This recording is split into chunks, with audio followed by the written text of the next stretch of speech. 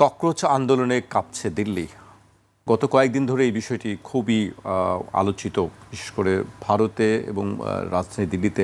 আজকে তাদের বড় ধরনের একটি প্রোগ্রাম ছিল, সংসদ অভিমুখে তাদের একটি পদযাত্রা ছিল, মিছিল ছিল। সেখানেও পুলিশের ব্যাপক লাঠিচার্জ হয়েছে, বহু আহতের ঘটনা আমরা দেখেছি। তো সরকারের পক্ষ থেকে আমরা যে বিষয়টি এখনো পর্যন্ত দেখছি বিভিন্ন গণমাধ্যমের খবরে, সরকার কিন্তু এখনও খুব শক্ত অবস্থানে আছেন। মানে এটার কারণ কি? মানে তাদেরকে হালকাভাবে নিচ্ছে না, যেটি আমরা দেখছি। আমি কিছু অগ্রগতি আমি উল্লেখ করতে চাই আলোচনা যাবার আগে। মোদী সরকার এই আন্দোলনকে হালকাভাবে না নিয়ে কঠোর অবস্থান নিয়েছে।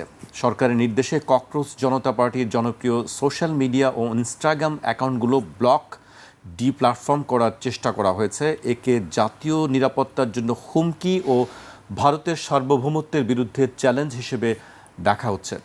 সরাসরি সংলাপে বসতেও অস্বীকৃতি জানানো হয়েছে। প্রধানমন্ত্রী বা কেন্দ্রীয় সরকারের জ্যেষ্ঠ মন্ত্রীরা আন্দোলনকারীদের দাবি মেনে শিক্ষামন্ত্রী ধর্মেন্দ্র প্রধানের পদত্যাগের বিষয়ে কোনো সবুজ সংকেত দেননি। এমনকি শিক্ষামন্ত্রী আন্দোলনকারীদের উপর ক্ষোভ প্রকাশ করে তাদের সন্ত্রাসীদের বি টিম বলে উল্লেখ করেছেন। আন্দোলন চরম রূপ নিলে সম্প্রতি সরকারের তরফ থেকে আন্দোলনকারীদের প্রতিনিধিদের সাথে মাত্র 10 মিনিটের একটি সংক্ষিপ্ত বৈঠক করা হয়। এতে কোনো সুনির্দিষ্ট আশ্বাস দেওয়া হয়নি। আরও অনেকগুলো ঘটনা আছে, সেগুলো আমরা আলাপ করব। আমি সাকিব ভাইকে দিয়ে শুরু করতে চাই। আপনার কাছে কি মনে হয়, আসলে সরকারের দিক থেকে কি দম্ভের কারণে কি এই বিষয়টিকে এটা যারা ন্যাশনাল এথনিক সুপ্রিমেসিটাই যাদের পলিটিক্স, অর্থাৎ যেই দেশেই সে পলিটিক্সটা করে, রাজনীতি করে, সেই দেশের সংখ্যাগরিষ্ঠ যেই জাতি, সেই জাতিকে সে বলে শ্রেষ্ঠ জাতি, শ্রেষ্ঠত্ব, জাতিগত শ্রেষ্ঠত্ব, এটা হচ্ছে তার পলিটিক্স, রাজনীতি এইটা। এবং আর যারা মাইনরিটি থাকে তাদেরকে চরমভাবে ঘৃণা, অবহেলা, তাদের দিকে সমস্ত ঘৃণাটাকে মানে ধাবিত করা। এরকম ধরেন, আমি আপনাকে উদাহরণ দিতে পারি, আবারও আমি একই আসবে, সেটা মুসলিনেরও ছিল, সেটা হিটলারেরও ছিল, সেটা কিছুদিন আগে ওই যে ওরবান ছিল হাঙ্গেরিতে, তার ভিক্টর ওরবান, ওনার ছিল, সেটা আপনি স্পেনের ফ্র্যাঙ্কোতে পাবেন, সেটা আপনি এখন আমাদের বাংলাদেশে পেতেন হাসিনার সময়, সেটা আপনি পাবেন আমেরিকায় ডোনাল্ড ট্রাম্পের সময়, সেটাই আপনি পাবেন কিন্তু মোদির ইয়েতে, আপনার ইন্ডিয়াতে। এমনকি আমি আপনাকে আরও একটা উদাহরণ দিই, আমি যাচ্ছি কিন্তু একটা স্পেসিফিক দৃষ্টিকোণ থেকে। এই একই জিনিস কিন্তু আমাদের পাশে মিয়ানমারে বামার নেতৃত্ব, যেটা আসলে বামারদের, আপনি তো জানেন যে 60% ইয়ের পপুলেশন হচ্ছে বামার। এই জাতিটার যারা লিডার, তারাই কিন্তু আর্মিটাকে কন্ট্রোল করে। তারা কিন্তু গুলি করতে কিন্তু কোনো তাদের হয় না, মানে পিছপা হয় না। গুলি করার ব্যাপারে তারাই খুবই সিদ্ধহস্ত, বাচ্চা কাচ্চা কাউকে না।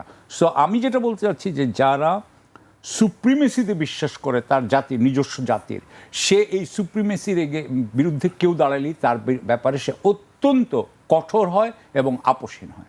এটা হচ্ছে গিয়ে রাজনৈতিক কারণ। সো আমি মনে করি যে দেখেন, এর আগে গত মানে প্রায় 15 বছর না, যে 2014-তে উনি পাওয়ারে আসলেন, 2014-তে উনি পাওয়ারে আসছেন নরেন্দ্র মোদী। 2014 থেকে এই 26 পর্যন্ত উনি তো কখনো ব্যাকডাউন করেন নাই।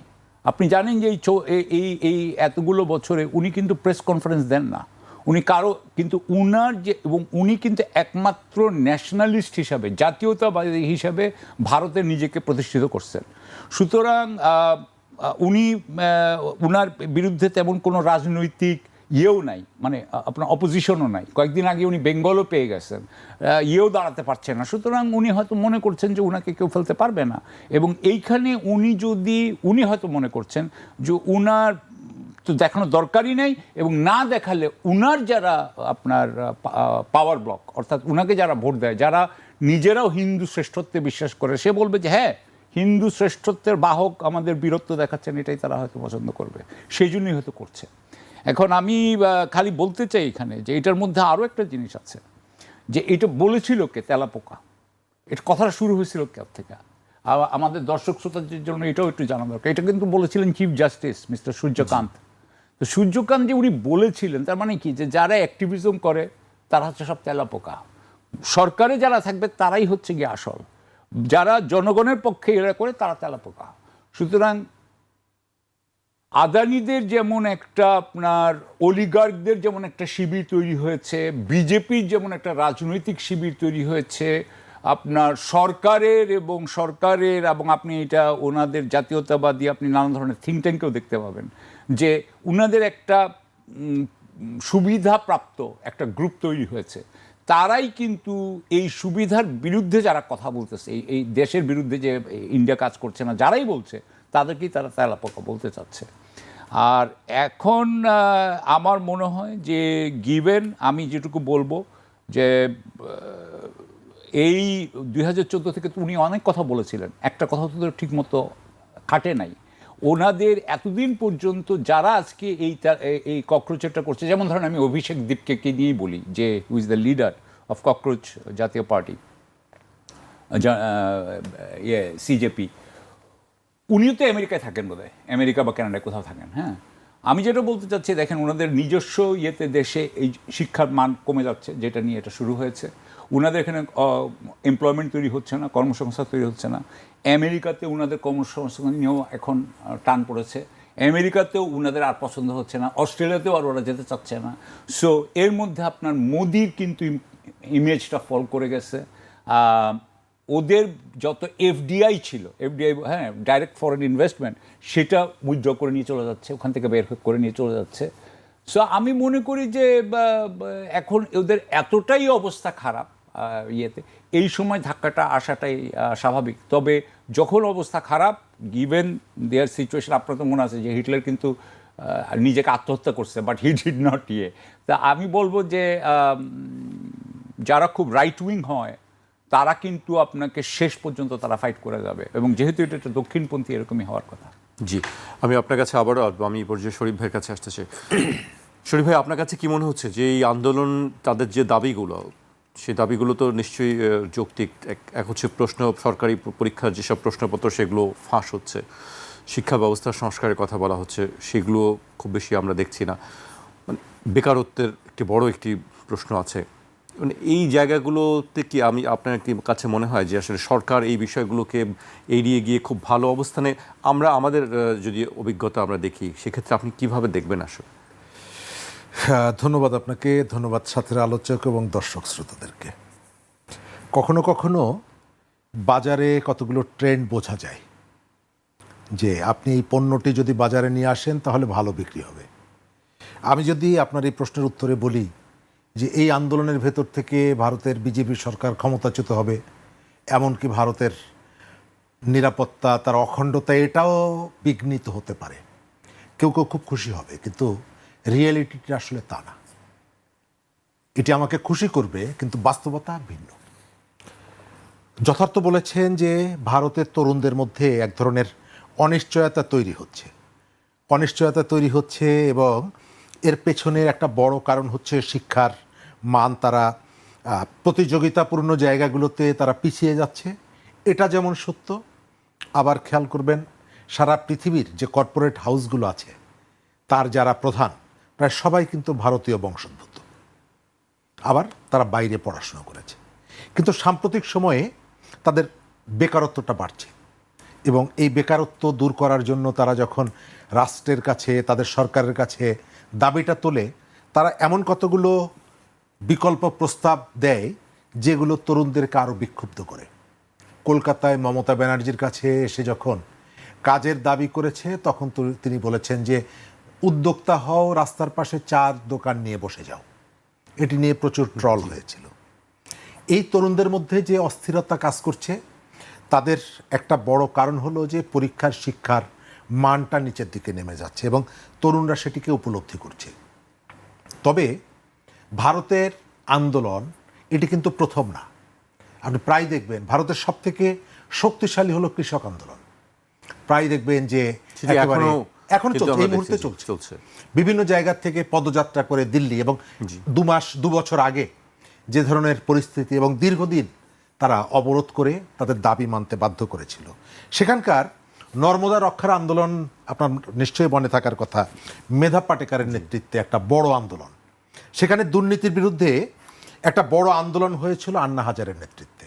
অর্থাৎ বিভিন্ন শ্রেণী, পেশা, ইস্যু, এই আন্দোলনগুলো তাদের নিয়মিত চলে। এবার তরুণরা রাস্তা নেমেছে এবং এই তরুণদের আন্দোলনের ফলাফলটা কি হবে? এই ফলাফলটা হয়তো একটা পর্যায়ে গিয়ে সরকারকে একটা নেগোসিয়েশনে আসতে হবে, তাদের সাথে আলোচনায় বসতে হবে বা একটা সমাধান করতে হবে। কিন্তু তারা যদি সেটি না করে তাহলে এই আন্দোলনটা কোন দিকে যাবে? সে কি আগ্রাসী হবে? এখন পর্যন্ত রাজনৈতিক দলগুলো তাদের প্রতিক্রিয়াগুলো, আপনি ওই নতুন যে পার্টিটা দিল্লি কেন্দ্রিক, তাদের একটা সাপোর্ট আছে এবং অনেকে মনে করে যে এরা এই আন্দোলনটাকে সমর্থন করছে। আবার কংগ্রেসের রাহুল গান্ধীর যে বক্তব্য যদি দেখেন, তিনি অনেকটা ব্যালেন্স করছেন। কারণ আমাদের এখানে অনেকগুলো কথা আমরা যেভাবে বলতে পারি, আপনি ইউরোপের সোসাইটিতে, অন্যান্য সোসাইটিতে একেবারে লাগামহীনভাবে কথা বলতে পারেন না। আমাদের এখানে টেলিভিশনে, রাস্তায় দাঁড়িয়ে আমার স্বাধীনতা সম্পর্কে প্রশ্ন তোলা যায়, যেটা যৌক্তিক না অযৌক্তিক, কিন্তু পৃথিবীর অন্য কোথাও এই কথাগুলো বলার সাহস আপনি পাবেন না, সুযোগও পাবেন না।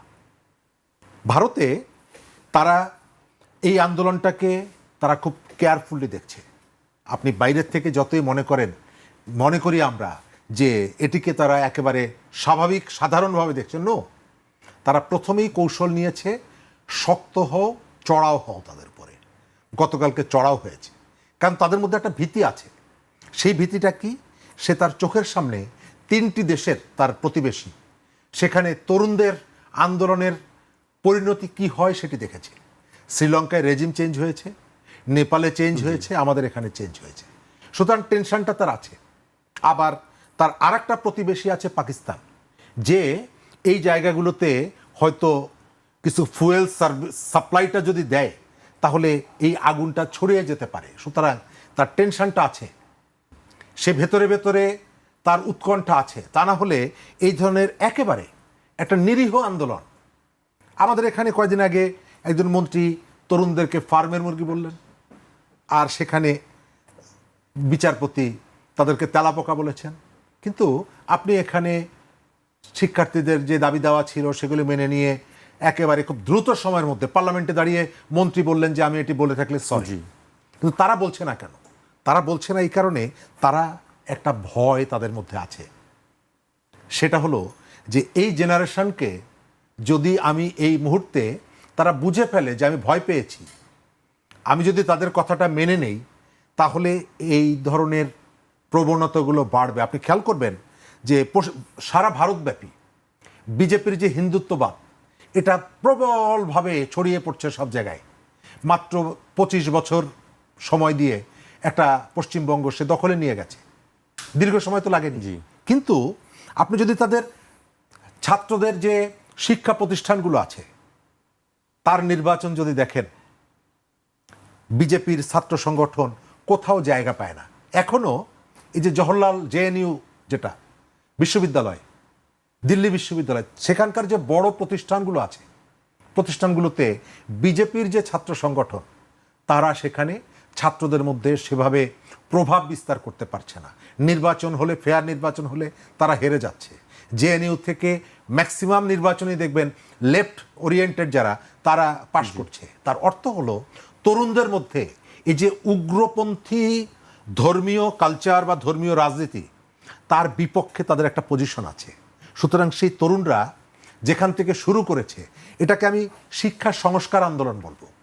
এটার সাথে তো আসলে রাষ্ট্র ক্ষমতার কোনো বিষয় নেই। শিক্ষা এটার ভেতর থেকে সেটাই তাদের একটি দাবি আছে। ঠিক আছে, ধরেন যে কৃষকরা বিজয়ী হচ্ছে আন্দোলন করে, এবং লাস্ট যে কৃষক আন্দোলনটা হয়েছে সেই আন্দোলনের সামনে থাকা একাধিক নেতা মহারাষ্ট্র এবং পাঞ্জাব থেকে লেফট নেতা, তারা সবাই এমপি হয়ে এসেছেন এবং তারা স্বীকার করেছেন যে কৃষক আন্দোলনের সাথে যুক্ত থাকার কারণে আমরা এই জায়গাটা, এই সুবিধাটা পেয়েছি, মানুষের কাছে আমরা গিয়েছি। কিন্তু এই জায়গাটায় তরুণরাও যদি এই ধরনের একটা নতুন সেক্টর ওপেন করে ফেলে, তাহলে রাজনীতির দল হিসাবে এটি ভারতের অখণ্ডতার জন্য খুব একটা, আমাদের কারো কারো ধারণা যে এর ভিতর থেকে তার ওই রকমের কতগুলো পরিস্থিতি তৈরি হবে, নো, তা না। কারণ তাদের একটা কনফেডারেশন, অনেকগুলি রাজ্য একটা জায়গায় স্পার্ক করলে সব জায়গায় সমান স্পার্ক করবে না, এটা রিয়ালিটি। এবং সমান স্পার্ক যদি না করে তাহলে আপনি ওই ধরনের ভাবনাও যদি থাকে, সেই ভাবনা আপনি এক্সিকিউট করতে পারবেন না, আপনি সরকারকে দুর্বল করতে পারবেন। আপনি যেখানে আন্দোলন করছেন সেটা দিল্লিতে আন্দোলন, আপনি এটি দিয়ে তো পাঞ্জাবকে ইনফ্লুয়েন্স করতে পারবেন না, যেটা এখানে সম্ভব। আপনি একটা জায়গায় শুরু করলেন, সব জায়গায় দ্রুত ছড়িয়ে পড়ল।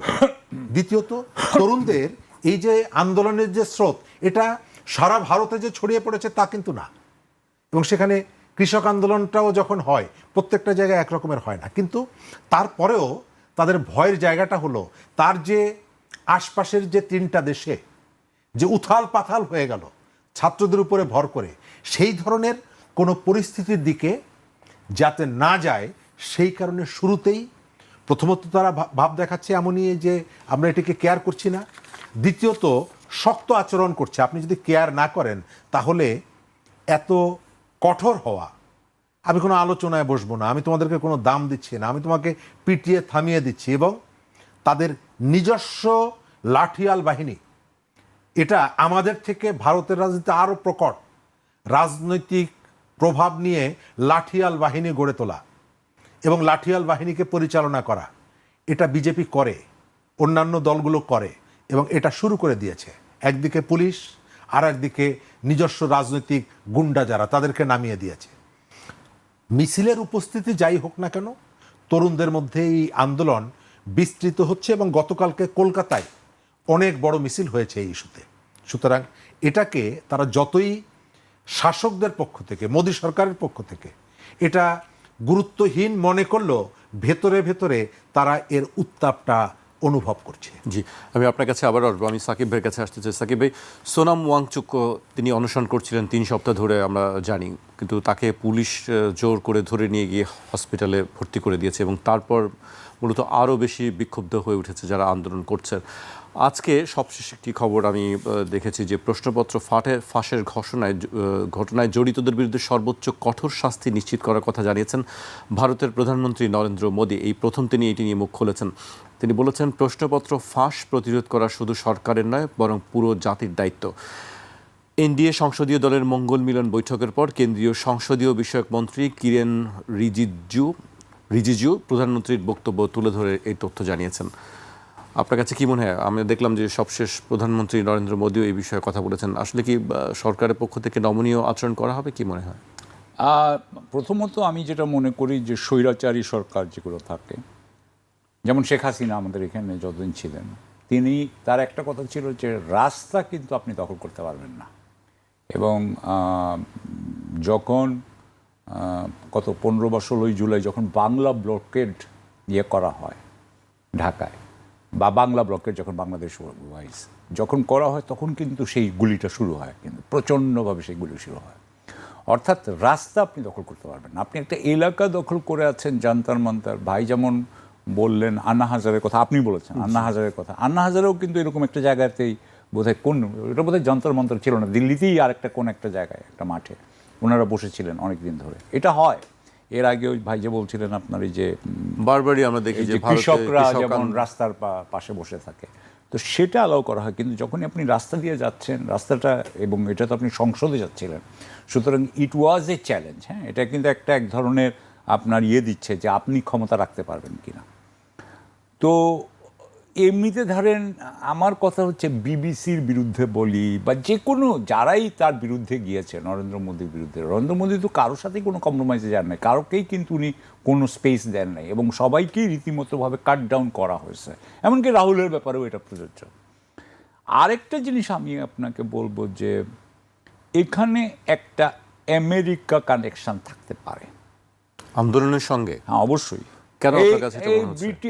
ইন্ডিয়ানরা তো সারাক্ষণ বলেছে যে ঢাকাতে যেটা হয়েছে সেটার মধ্যে আমেরিকানরা পয়সা দিয়েছিল, বলেনি যে বাংলাদেশে। তো আমি গতকালকে একটা পড়লাম আপনার যে আমেরিকা নাকি কালার রেভলিউশনে ব্রহ্মচালানি, তাদের সবচেয়ে বড় জাতীয় নিরাপত্তা বিশ্লেষক, রাইট উইং বা ন্যাশনালিস্ট, যিনি বললেন যে আমেরিকায় ককরোচদের সহায়তা করছে আমেরিকা। কেন আসতেছি আমি ওখানে, বলছেন যে আমেরিকা হিন্দু ন্যাশনালিজমের পক্ষে থাকবে না, এমনকি ওয়েস্টার্ন ওয়ার্ল্ডও হিন্দু ন্যাশনালিজমকে তারা অ্যালাউ করবে না। এটা উনার কথা, আমি বলছি না, এটা উনার কথা। উনি বলছেন যে আমেরিকার বোধহয় সহকারী প্রতিরক্ষা সচিব ল্যান্ডাও, মাইকেল ল্যান্ডাও, উনি বলেছেন যে আমরা চায়নার ব্যাপারে ভুল করেছিলাম, চায়নাকে আমরা সব দিয়ে দিয়েছি, চায়না উঠে গিয়ে এখন আমাদেরকে চ্যালেঞ্জ করছে, আমরা ইন্ডিয়াকে কখনো এত কিছু দিব না। তারপরে আপনার ইন্ডিয়ার সাথে তাদের জেনারেল ইলেকট্রিকের একটা আপনার ওই হয়েছিল ইঞ্জিন দেওয়ার, সেই ইঞ্জিন তারা দিচ্ছে না, হ্যাঁ, পড়ে আছে ওর তেজাসের ফ্রেমগুলো, প্লেন ফ্রেমগুলো পড়ে আছে। সুতরাং তারা মনে করছে যে আমেরিকা তাদের সাথে রীতিমতোভাবে অত্যন্ত খারাপ ব্যবহার করছে এবং বরং পাকিস্তানের সাথে তারা ক্লোজ। ওইখানে ব্রহ্মচালানি বলছেন যে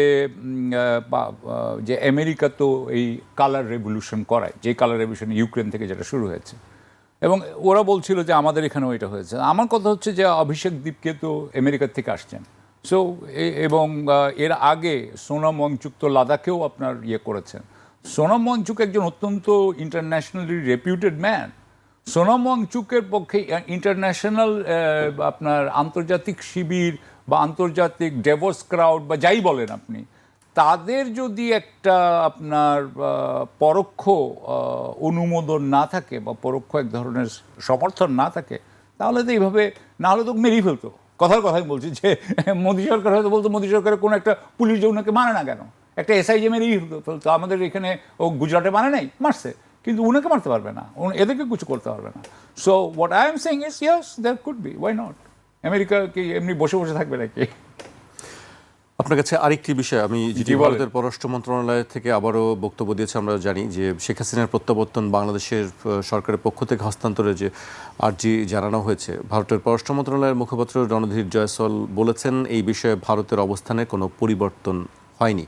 এ বিষয়ে ভারতের হস্তান্তরের আবেদনটি আইনি ও বিচারক কাঠামোর আওতায় পরীক্ষা নিরীক্ষা করে দেখা হচ্ছে। এর আগে আমরা দেখলাম যে গতকালকেও সাবেক স্বরাষ্ট্রমন্ত্রী আসাদুজ্জামান খান কামালকে চিঠি দেওয়া হয়েছে। আপনার কাছে কি মনে হয় যে এই চিঠিগুলো তারা বলছে যে পরীক্ষা নিরীক্ষা করে দেখছি, আসলে কি বিষয়টি? এটা হচ্ছে ডিপ্লোম্যাটিক ল্যাঙ্গুয়েজ, কূটনৈতিক ভাষা।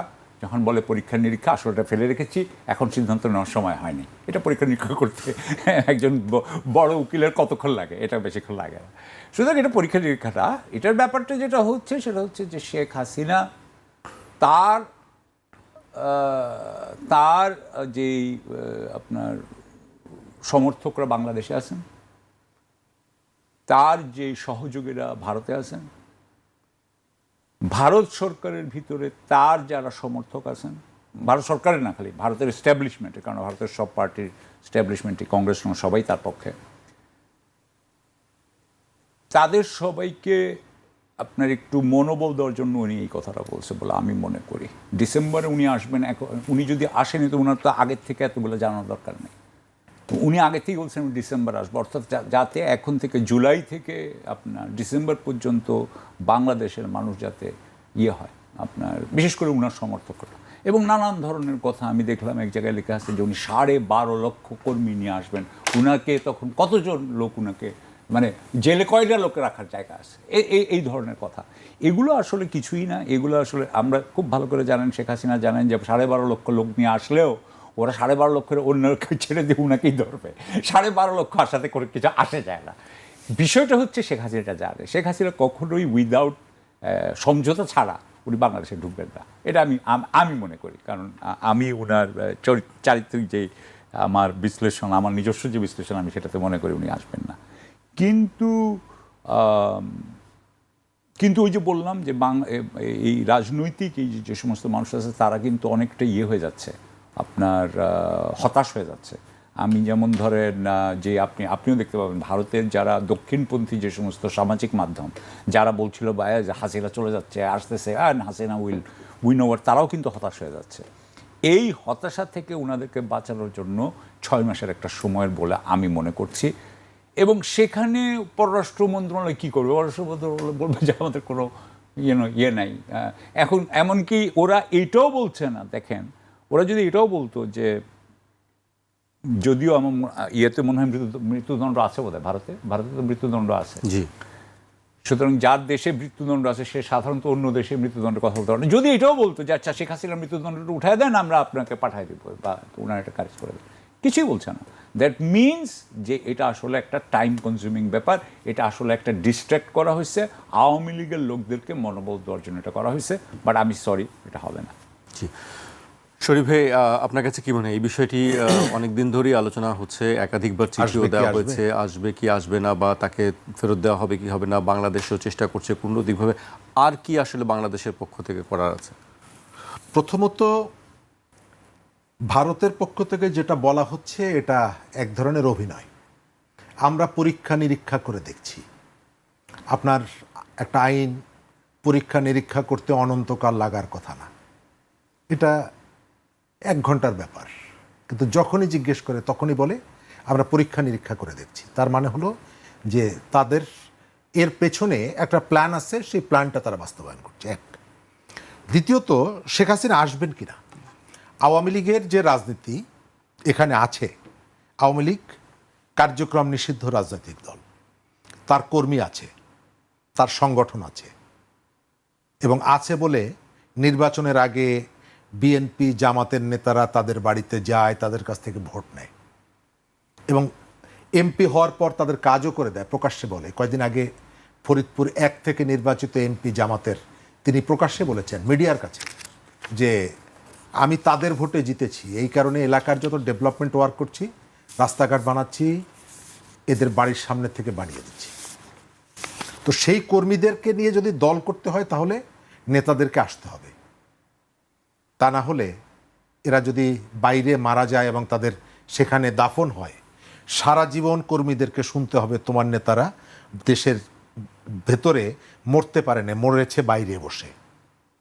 সুতরাং তার রাজনীতিকে যদি বাঁচিয়ে রাখতে হয় তাদেরকে ফিরতে হবে। এখন যারা এখানে আছেন দায়িত্বে, তারা ফিরতে চান কি চান না, তারা আসুক এটা চান কি চান না, আমার কখনো কখনো মনে হয় তারা চান না যে এরা দেশে আসুক।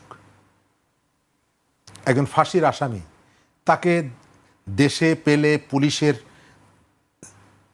তার নিয়ন্ত্রণের মধ্যে আসলে স্বাভাবিকভাবেই তো তাকে গ্রেপ্তার করা হবে, তাকে তো জেলে যেতে হবে, এটা স্বাভাবিক।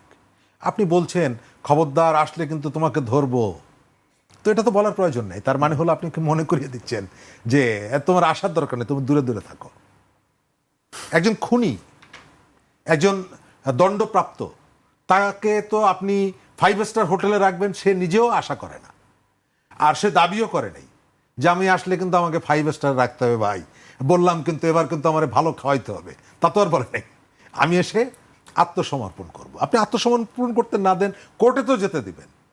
আপনি যখন বলেন যে আসলেই কিন্তু খবর আছে তোমার, তার মানে হচ্ছে আমরা অনেক সময় বলতাম না ছোট ছেলেদের, আমাদের ছোট ভাইটাই যাদেরকে, হ্যাঁ তুমি কিন্তু কালকে একটা গ্লাস ভেঙেছো, তুমি বাড়িতে আসলে তোমার খবর আছে, তার মানে হচ্ছে তুমি একটু রাস্তায় রাস্তায় ঘুরে বেড়াও। তো এই ধরনের একটা প্রবণতা আমি দেখতে পাচ্ছি।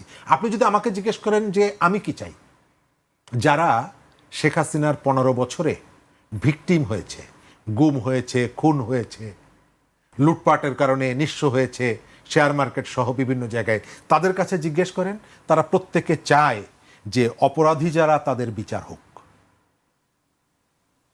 তকির বাবা অথবা সাগররুনির ছেলে, সে কখনো চায় না যে তকি হত্যার সাথে আজমির ওসমান সহ যাদের নাম আছে তারা লাস ভেগাসে ঘুরে বেড়াক, এটি দেখতে চায় না।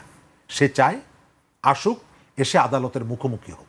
কিন্তু জুলাই সহ এই ঘটনায় যারা বেনিফিশিয়ারি, যারা সুবিধা পেয়েছে, স্পেস পেয়েছে, কিছুই হওয়ার সুযোগ ছিল না, জুলাই সুযোগটা করে দিয়েছে, তারা চায় বাবা তোমরা একটু দূরে দূরে থাকো, এবং সেই কারণে বলে যে আমরা কিন্তু গিয়ে অমুক জায়গায় দল বেঁধে দাঁড়িয়ে থাকবো, দেখি তোমার কত সাহস, তুমি আসতে পারো। তার মানে হচ্ছে যে তোমরা দূরে থাকো। আমার যেটা ওপিনিয়ন সেটা হলো যে অপরাধ করেছে আওয়ামী লীগ তো অপরাধ করেছে, তার হাতে তো রক্তের দাগ আছে, তার কাঁধে তো লাশের বোঝা আছে, সুতরাং সে কেন সেগুলোকে ফেস করবে না? আমি কেন তাকে বছরের পর বছর সে দিল্লিতে বিলাসবহুল হোটেলে থাকবে, সে মুম্বাইতে বিলাসবহুল বাড়িতে বসবাস করবে, আর আমরা এখানে নিজেরা ওই শোক নিয়ে স্বজনের কবরের সামনে প্রতি বছর একবার গিয়ে কান্নাকাটি করব? কেন? তারা আসুক, এসে ফেস করুক এই ঘটনাগুলো। আমাদের মধ্যে এটা নিয়ে দুই ধরনের মত আছে, মুখে এক কথা, অন্তরে আর এক কথা, এবং আপনি দেখছেন সেই প্রচেষ্টাগুলো চলছে। তাকে ভাই একটু দূরে যাই, মানে আমেরিকার দিকে একটু যাই। জোহরান মামদানি তিনি বলেছেন যে নেতানিয়াহু আসলে তাকে গ্রেফতার করা হবে, এবং ডোনাল্ড ট্রাম্প বলেছেন না, এইদিকে যেও না, এরকম করো না। আপনার কাছে কি মনে হয়, নেতানিয়াহুকে গেলে কি গ্রেফতার করা হবে? অবশ্যই করা হবে। নিউ ইয়র্ক সিটির মধ্যে ঢুকলে উনি তো অর্ডার দিবেনই, জোহরান মামদানিকে এটা ছাড়বে নাকি? কারণ নেতানিয়াহুকে হয়তো খুব বেশিক্ষণের জন্য রাখতেও পারবেন না। হ্যাঁ, আর এইসব ব্যাপারে সাধারণত যেটা হয়, ফেডারেল গভর্নমেন্টের একটা ন্যাশনাল সিকিউরিটি একটা এক্সেপশন থাকতে পারে, সে হয়তো বলতে পারে। আমার কথা হচ্ছে যে জোহরান মামদানি হচ্ছে আমার মতে আমেরিকার সবচাইতে এখন আর কি সবচাইতে প্রতিভাবান রাজনীতিবিদ।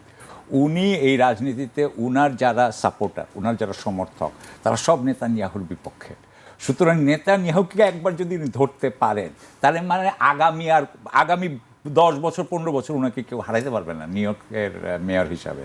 তো উনি এটা করবেন না কেন? উনি ডেফিনেটলি করবেন। অথবা উনি করলে উনি অনেকগুলো পুলিশ পাঠাই দিবেন, উনি একটা ব্যবস্থা করবেনই।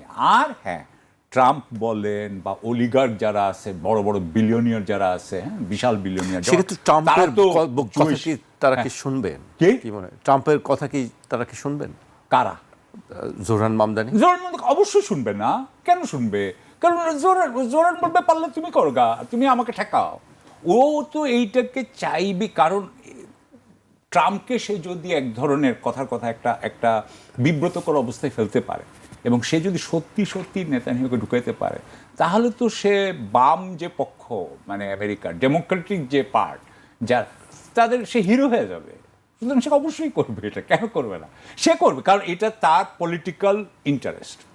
জোহরানের পলিটিক্যাল। এবং আরেকটা কথা হচ্ছে যে জোহরান কয়েকদিন আগে, এটা বোধ হয় আমি আপনাকে বলতেছি 2 সপ্তাহ আগের কথা, 2 সপ্তাহ আগে কিন্তু তার সমস্ত এই যে মেম্বাররা, তার ডিএসের মেম্বাররা অনেকেই কিন্তু জিতে গেছে। এই যে 2 সপ্তাহ না, আরও কয়েকদিন আগে, বোধহয় 1 মাসের কথা বলছি। তার 3টা কংগ্রেসম্যান হবে এখন তার পক্ষের লোক, যারা এই কংগ্রেসে যাচ্ছে আপনার নেক্সট জানুয়ারিতে। হ্যাঁ, কারণ এরা আপনার নভেম্বরে জিতে যাবে, কারণ ডেমোক্রেটিক পার্টিতে যে নমিনেশন পায় সেই কিন্তু নিউ ইয়র্কে জিতে যায়। তো তারা 3 জনই ডেমোক্রেটিক পার্টির নমিনেশন পেয়ে গেছে, এবং তারা তাদের আগের যারা ইনকামবেন্ট ছিল, মানে যারা আগে, তাদেরকে হারিয়েছে। সো আমি যেটা বলতে চাচ্ছি, জোহরান এখন অত্যন্ত ভালো অবস্থায় আছে। আমি আপনাকে আরও কিছু বলতে পারতাম। মেইনের ব্যাপারে একটা মজার গল্প আছে, যে মেইনে ব্রায়ান প্ল্যাটনার বলে এক ভদ্রলোক ছিলেন, যিনি আগে মেরিন ছিলেন। তার আবার এখানে নাৎসি আপনার ট্যাবু আছে। সে এখন পুরোপুরি ইসরায়েলের এগেনস্টে কথা বলে, সে লেফটিস্ট কথা বলে, অর্থাৎ সে জনগণের পক্ষে কথা বলে, এবং সে ট্রাম্পের বিরুদ্ধে কথা বলাতে সে কিন্তু সবচাইতে আপনার জনপ্রিয় হয়ে গেছিল। এই নভেম্বরের ইলেকশন এর আগে ইসরায়েলি লবি তার এগেনস্টে অনেক চেষ্টা করছে, এমনকি মেইনের গভর্নরকে তার এগেনস্টে দাঁড় করাইছে। দাঁড় করানোর পরেও কিন্তু ওই ভদ্রমহিলা সাম মিলার, ওই ভদ্রমহিলা পারে নাই, সেজন্য ভদ্রমহিলা চলে গেছে, মানে যে আমি আর এই দলীয় নমিনেশন চাই না। প্ল্যাটনার ওয়াজ গোয়িং আপ, খুবই ভালো অবস্থায় ছিল। হঠাৎ করে তার আগের যে গার্লফ্রেন্ড, সে বলছে যে সে আমার উপরে অনেকবার আক্রমণ করছে বা অ্যাসল্ট, এই জন্য তাকে ছাড়তে হয়েছে। যেই সে ছাড়ছে, আরেকজন লোক কোত্থেকে উঠে আসছে, মানে আপনি যেটা মেইনের, সেই লোকটাও এরকম প্ল্যাটনারের মতো, সেও অ্যান্টি ইসরায়েল, সেও প্রো এবং সে এখন উপরে উঠে আসতেছে। মানে আমি যেটা বলতে চাচ্ছি যে আমেরিকাতে কিছু মেইনে হওয়া মানে এটা অত্যন্ত ব্যাপার, খুবই আশ্চর্যজনক ব্যাপার, যে এক ধরনের সরকার বিরোধিতার থেকে এবং জনগণের কিন্তু এক ধরনের বিদ্রোহ করা যে আসতেছে আপনার একটা রাজনীতি, এটা কিন্তু খুব জোরালো হয়ে যাচ্ছে। আপনার কাছে কি মনে হয়, সামনে যে নির্বাচন আসছে আমেরিকাতে, আমরা জানি যে সেখানে কি ডেমোক্রেট না বা ডেমোক্রেটরা কংগ্রেস জিতবে, হাউস জিতবে, আপনার লোয়ার হাউসটা জিতবে, আপার হাউস হয়তো জিতবে না, কিন্তু তাদের কমে যাবে। এখন তো বোধহয় 4টা বেশি আছে রিপাবলিকান সিনেটর, তখন হয়তো একজন বেশি থাকবে। কিন্তু আমার মনে হয়, কারণ ডেমোক্রেটিক পার্টিরও প্রবলেম আছে, তো ডেমোক্রেটিক পার্টি তো প্রো ইসরায়েল, ডেমোক্রেটিক পার্টি তো যেটা ওবামার পার্টি বলেন বা আপনি হিলারির পার্টি বলেন বা আপনি ন্যান্সি পেলোসির পার্টি বলেন বা এখন হাকিম জেফরিস, তারা তো সব হচ্ছে আপনারা এপেকের লোক ছিল। তারা যেহেতু এপেকের লোক, সেই জন্য ডেমোক্রেটিক পার্টির যারা ভোটার তারাও এদেরকে ভোট দিতে খুব হয়, মানে মানে পছন্দ করে না। এখন যেটা হচ্ছে যে এই যে কামালা হ্যারিস বা আপনার ন্যান্সি পেলোসি, এরা এখন যে জোহরানের সাথে একত্র হয়েছে এবং তারা বলছে ইয়েস ইয়েস উই আন্ডারস্ট্যান্ড, আমাদের এখন ইসরায়েলের বিরুদ্ধে কথা বলতে হবে, না বললে আমরা কিন্তু হারবো। সুতরাং এখন ডেমোক্রেটিক পার্টি কতটুকু তার জনগণের সাইডে আসতে পারে এইটা নির্ভর করে। আরও একটা কথা বলে শেষ করতে, আমি মনে করি ডেমোক্রেটিক পার্টি জিতবে। এখানে একটা কথা বলে আমি শেষ করতে চাই, সেটা হচ্ছে এখন থেকে নভেম্বরের মধ্যে যে কোনো সময় কিন্তু স্টক মার্কেট ক্র্যাশ করতে পারে। Any time stock market is right for a crash. বিশেষ করে আপনার এআই বাবল ভেঙে যেতে পারে। KM3 নিয়ে একটা ঘটনা ঘটতেছে। সুতরাং এটা যদি হয় তাহলে আরও, সুতরাং এর মধ্যেও তো অনেক কিছু হচ্ছে, ইরান ওয়ারের ব্যাপার আছে, সব কিছু মিলিয়ে ইয়েস ডেমোক্রেটিক পার্টি জিতবে। তবে দুইটাই জিতবে কিনা, অর্থাৎ সিনেটও পাবে কিনা, সিনেট পাওয়ার সম্ভাবনা কম, কংগ্রেস পেয়ে যাবে। ওয়ারের ব্যাপারে কি মনে হয় আপনার? ইরান ওয়ারের ব্যাপারে তো আমি যেটুকু দেখি যে ওয়ারের ব্যাপারে এখন অবস্থা আরো খারাপ। আমেরিকার অবস্থা এখন আরো খারাপ। কারণ হলো 28শে ফেব্রুয়ারি যখন শুরু করছিল তখন তাদের কাছে যত স্ট্র্যাটেজিক রিজার্ভে তেল ছিল এখন আর সেটা নাই। আপনার মনে আছে যে যখন ও MOU সাইন করছিল তখন বলছিল যে আমাদের আর 1 মাসের তেল ছিল, এই জন্য আমি সাইন করছিলাম। এখন ওদের কয় মাসের তেল আছে? সুতরাং ইরানের একটাই কথা, ইরানকে যেটা করতে হবে সে হরমুজ আটকায় রাখবে। আপনি জানেন গতকালকে থেকে হুতিরা মানে আনসারুল্লাহ তারা বোধহয় বাব আল মানদেবেও তারা আটকানোর চেষ্টা করছে। সুতরাং দুটো যদি আপনি আটকে দেখ, কতদিন তারা এইভাবে কি নভেম্বরে উনি ইলেকশনে যাবেন?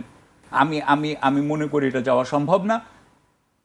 অর্থাৎ যেটা বোঝা যাচ্ছে আমেরিকার, যে আমেরিকার সামনে কোনো সমাধান নাই এবং এটার কোনো সামরিক সমাধান নাই, এটা নাই। কিন্তু তারা বলছে যে ইরানকে উচ্চ শিক্ষা দিবে বা ইরানকে তারা আবার নিশ্চিহ্ন করে দিবে। যাই বলেন, কিন্তু তারা হরমুজ প্রণালী বন্ধ।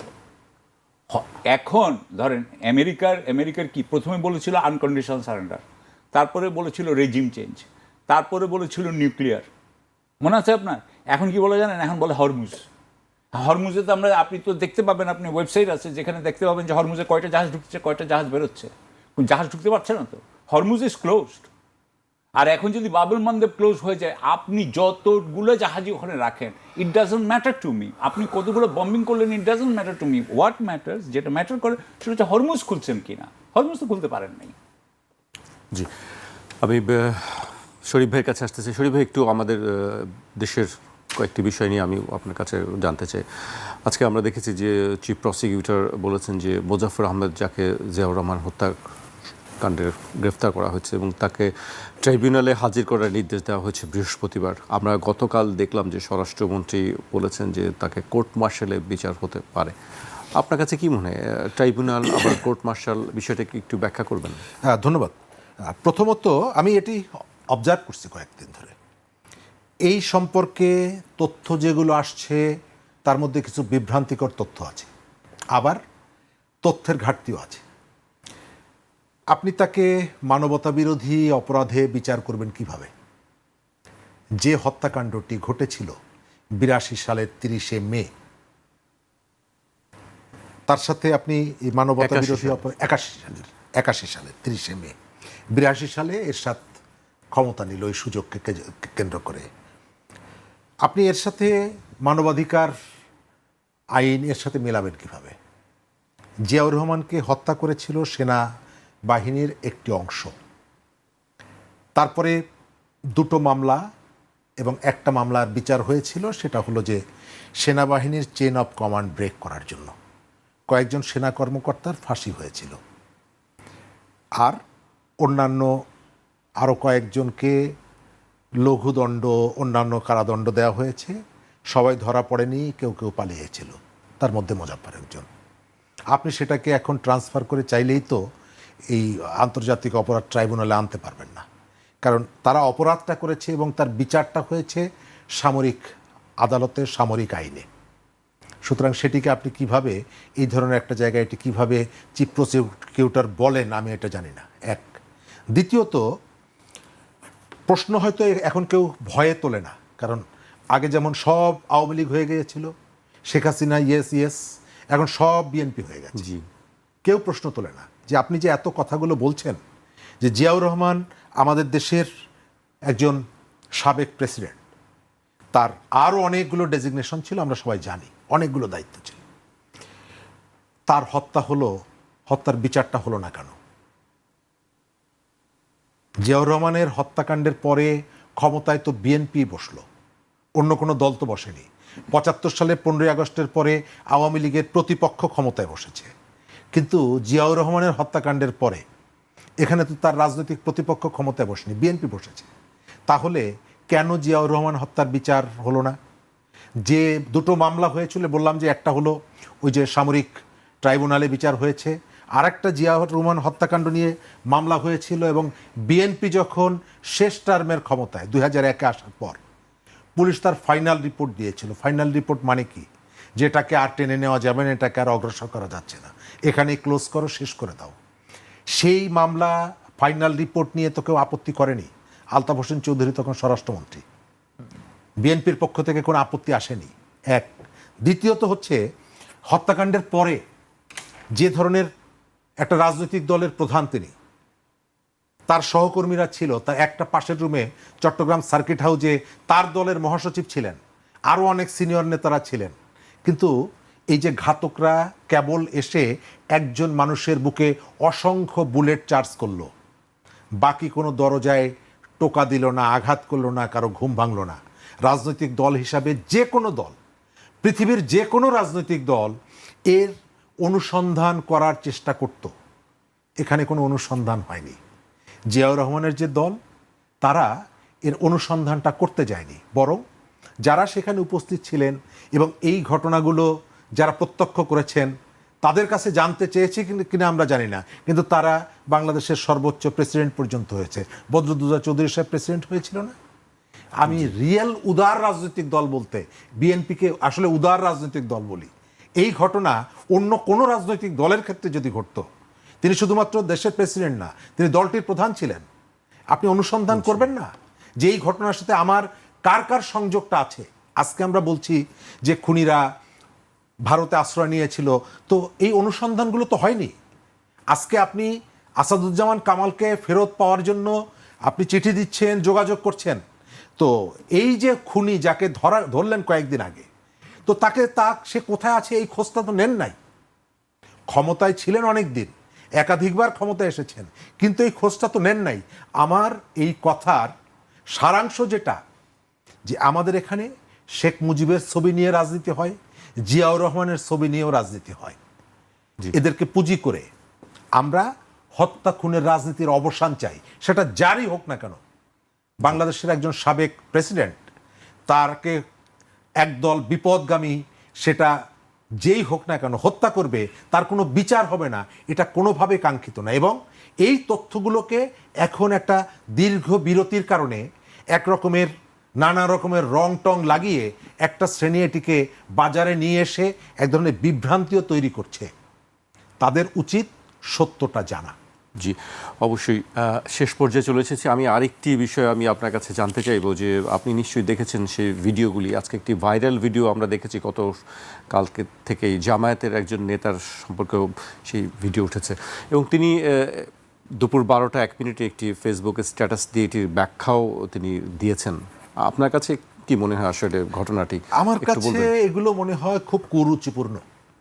আপনি একটা ধর্মীয় রাজনৈতিক দল, কয়েকদিন পর পর আপনার একজন নেতা, এবং ছোট থেকে আস্তে আস্তে বড়, যার বিরুদ্ধে অভিযোগটা উঠেছে, প্রথম দিকে বলেছেন এআই দিয়ে তৈরি করা, তার নিজের জেলার নেতারা বলেছে এটি এক ধরনের ষড়যন্ত্র, তার কিছুক্ষণ পরে আপনি বলছেন যে আমি পারিবারিকভাবে বিয়ে করেছি, এবং এর কিছুক্ষণ পর আবার দেখা যাচ্ছে যে যার কথা বলছেন আপনি 4 মাস আগে নির্বাচন করলেন, হলফনামায় তার স্ত্রী হিসাবে তার নাম লেখেননি, এখন এসে বলছেন নাম লিখেছি, তিনি আমার বউ।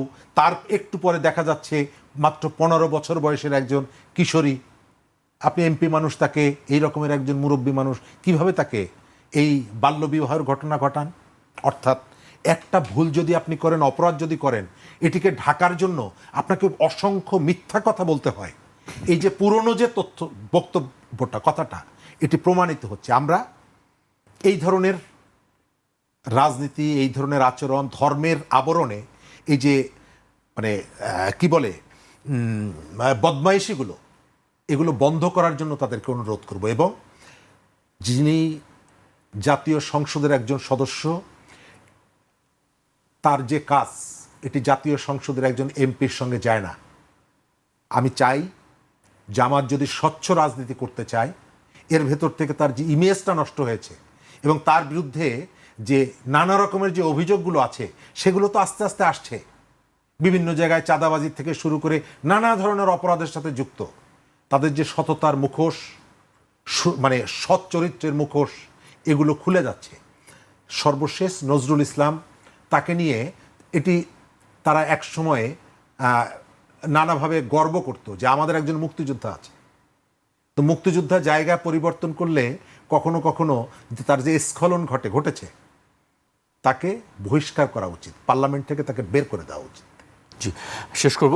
সাকিব ভাই, এই বিষয়ে আসলে আপনার মন্তব্য কি? রাজনীতিবিদদের বিরুদ্ধে এই ধরনের অভিযোগ বলেন বা যে সব ঘটনাগুলো আমরা দেখি, সেগুলি আসলে কতটা সামনের জন্য ভালো কোনো কিছু? আসলে তো আমি মনে করি যে আমাদের পুরো পৃথিবীটাই এখন মেটেরিয়ালিস্ট ইয়ার মধ্যে পড়ে গেছে। স্পিরিচুয়ালিটি তো কিছু নাই, আমাদের যে মরালিটি ছিল সেই মরালিটিটাও নাই।